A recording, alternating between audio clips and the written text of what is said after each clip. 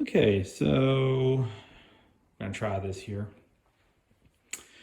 Power Macintosh 5260/120 in a lovely shade of golden yellow. New acquisition today on top of these wonderful, cute little 12-inch RGB LC monitors and an original Apple 13-inch RGB monitor. So we don't know if this works. I pulled the board out, made sure that the battery wasn't leaking. This is a similar machine to inside is like a Quadra 630, LC 630, Performance 630 series. Also the Power Mac 6200, which is kind of the desktop version of this. So it has a caddy, sort of a tray type motherboard in it. And these machines, unlike a lot of the previous Macs, these use a 4.5 volt Rayovac battery pack that's remotely attached to the board. So they're not soldered in. They're a little black battery pack on the board. Wasn't leaking. It's probably dead, but it wasn't leaking. So I've got a keyboard hooked up to it and it's plugged into power. So we're going to see what this thing does. I have it opened up. I know it doesn't have a hard drive in it, but luckily I have a few hard drives that'll fit in it and some caddies. This is an IDE machine, just like the 630 series are. So if it physically turns on, we can work with that. So I'm going to turn it on here and see if it works or catches fire, or melts, or I don't know, disappears. Power switch is on. Let's see what it does. Oh, it makes that sound. I sort of forgot about that particular chime. Oh, well, that's archy sparks and sounds. That's probably not good. Ooh, it's making all kinds of crackling. Well, it's kind of working.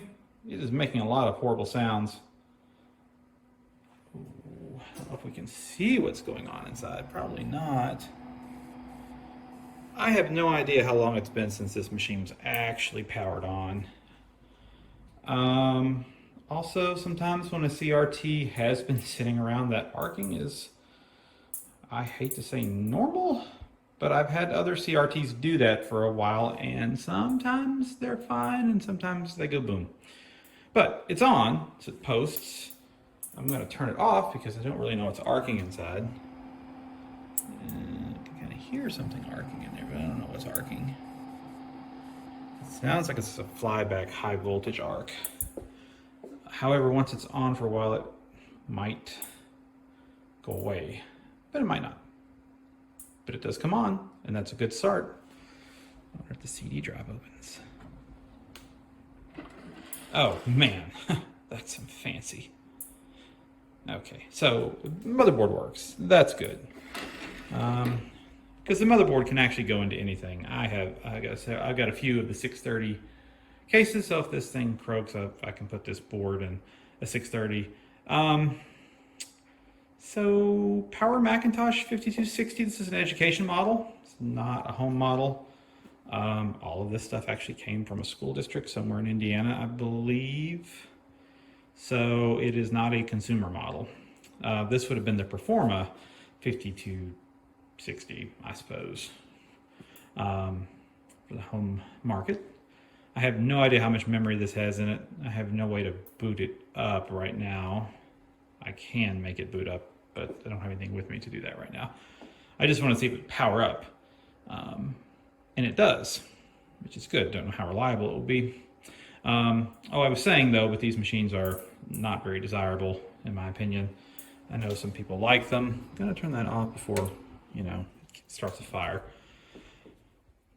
These are PowerPC machines. This particular one is a PowerPC 601, 603, there we go. The previous versions were 601s, but this one's a 603E, runs at 120 megahertz. Not a bad processor really, in the era that this came out. The problem is, it's a nice 64-bit bus powered PowerPC processor. the motherboard has a 32-bit bus on it. They actually use the board architecture from the 68040 Quadra 630 machine when the PowerPC versions of that machine came out, like the 6200 and the 5200s.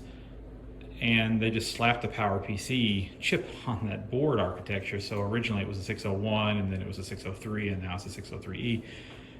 And the performance is terrible for what it is. This machine probably performs about as fast as I'd say it probably performs about the same speed as a PowerMac 6100, 66, in that ballpark, even though it's almost twice the clock speed. It might be a little faster, but it's not going to be much faster. This has no level 2 cache in it. It has, it's IDE machines. It has an 8-bit IDE controller.